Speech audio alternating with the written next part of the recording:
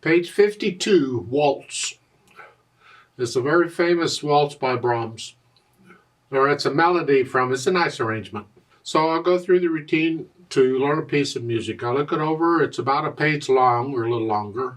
Treble bass clef, one sharp in the key signature, so we're either in the key of G major or E minor, because those are the keys with one sharp in the key signature. If I look at the end, the last measure, it's here. It's a G major chord. I figure we're in G major. But the scales, I'm going to do both scales, G major scale and E minor scale. You know, I got videos on them. You know what to do, I hope, because I said it a million times, sort of. 3/4 time signature. Well, it's a waltz, so that makes sense. So let's take each hand by itself first to see what's going on. Right hand is third finger here to start. We're not going to stay here, but that's to start. 1 and 2 and 3. And I hope you understand dotted rhythms by now. If not, I suggest you go back to book 1 and go through it again very carefully. Again, 1 and 2 and 3. 2.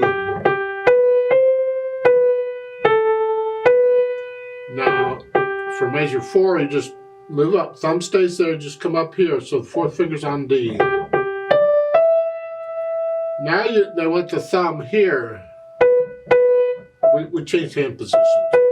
And we're doing this because of what's coming. We're getting ready. We want to be in position for what's coming. So now it's fourth finger. Now, little finger. The F sharp's in the key signature, remember. And then reach down to the F sharp. I think those F sharps, in my opinion, those F sharps in measure 8 should be G's, not F sharps. I don't know this, it just doesn't sound right to me to be put an F sharp and then repeat back to the beginning. Just in my mind, they should be G's. You can play F sharps if you want, but I'm going to change them to G's for this lesson. And if I'm wrong, I'm wrong. It's just the way it is. But I just don't like the sound of the F sharps there. And for measure 10, you're here. And thumb, 2. So we keep crawling around a little bit here. That's okay, whatever the music needs. Now 2 again, scrunch up. Yeah. Cross over. There are other fingerings that may be available here for measure 15 to help you, but we need to be able to cross over anyway. So go ahead and just, the fingering in the book is okay. So measure 14, it's there. Then cross over. And now we're back to like it was at the beginning. Let's go down to measure 19. You're here, and then again, we've already had this. 2. And then you want the thumb, 2, 1. I really don't care for that fingering at all, so let's fix it. I don't like this 1, 2, 1, 2, 1, 2 thing. I mean, sometimes we have to do it, but if I can find something else, I will. So for the last 3 measures, here. Now I'm going to come down and use 3. Just stretch down 1, and then cross over for 1. See, I only crossed over once. So it's 5, 3, 2, 1 here at the end. Although you can use the fingering in the book too. I just don't like that, crossing over the thumb that much. Left hand, it's mostly broken chords. G chord, rest, and the 4 chord, C chord. Measure 5, just reach down. 2. That's really all we're doing in the left hand, the broken chords. Put the hands together, it's 1 and 2.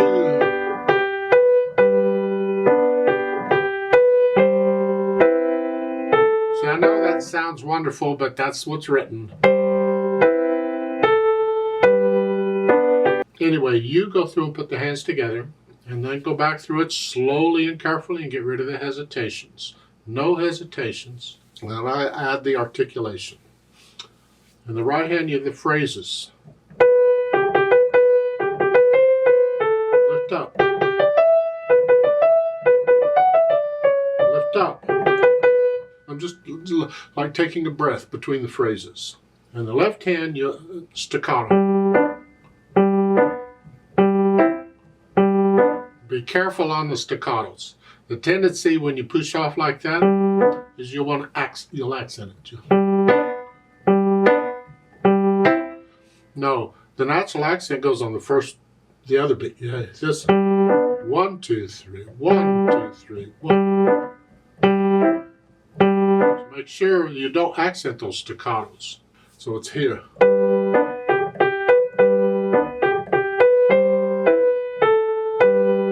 One little suggestion I make here, these lines, these curved lines, sometimes they're phrases, sometimes they're slurs, and who knows what they are. You have to take it on a case-by-case basis. Is it a phrase or a slur? The phrase, you can hear the musical sentences. You just lift up between the phrases. Forget the lines. A slur means you connect everything within it. You don't always lift up before and after a slur. Well, look at the fourth line. It's measure 14 and 15 and 16. Here. They lift up because it's a new phrase. However, measure 15 leads into measure 16. And when it leads into it, I tend to connect it. So it's, I connect it. Otherwise, it's, and to me, that's rather unmusical. So I would connect, actually, the fourth line, I connect the whole line together. It just works out, it connects together. Even though measure 16 starts a new phrase, I'm going to connect it because it led into it. Put in the articulation, and then I think about the dynamics. Now, the dynamics apply to the melody, which is the right hand in this thing. P at the beginning, piano soft, whatever you think soft is. Not super soft, just soft. The left hand is very soft.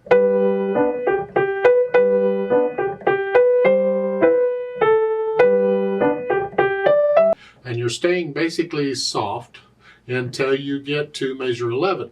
And then in measure 11, you see the crescendo, and in measure 14, you see a forte. So we're going to crescendo up to forte. We're going to go up to loud.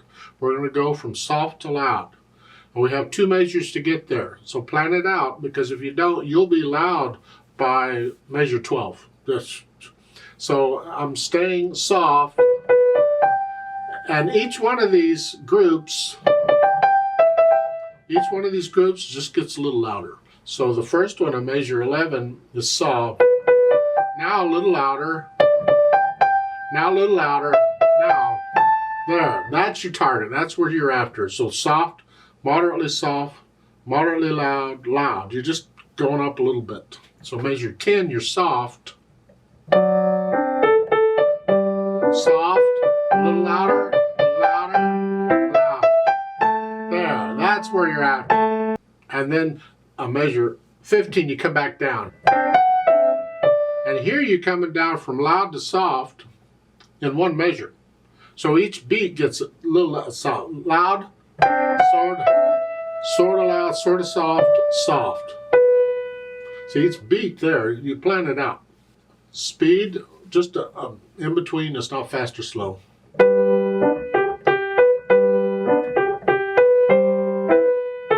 Somewhere in the middle is fine. There's a retardando at the end. Slow down a little bit.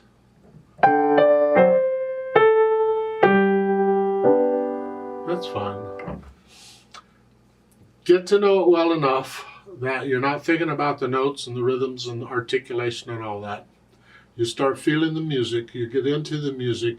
The natural accents, 1, 2, 3, 1. Imagine people dancing to this. And feel the music.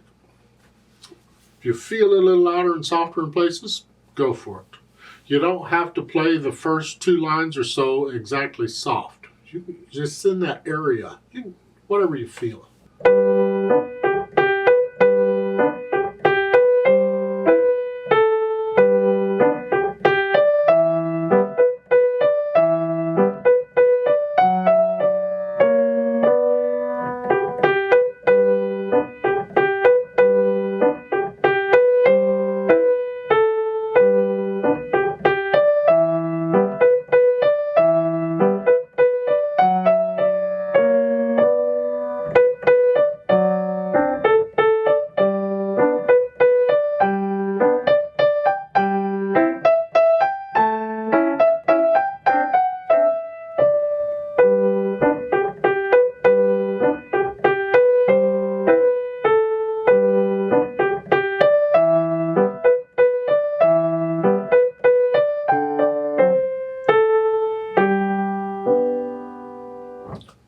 careful on that, like at the beginning.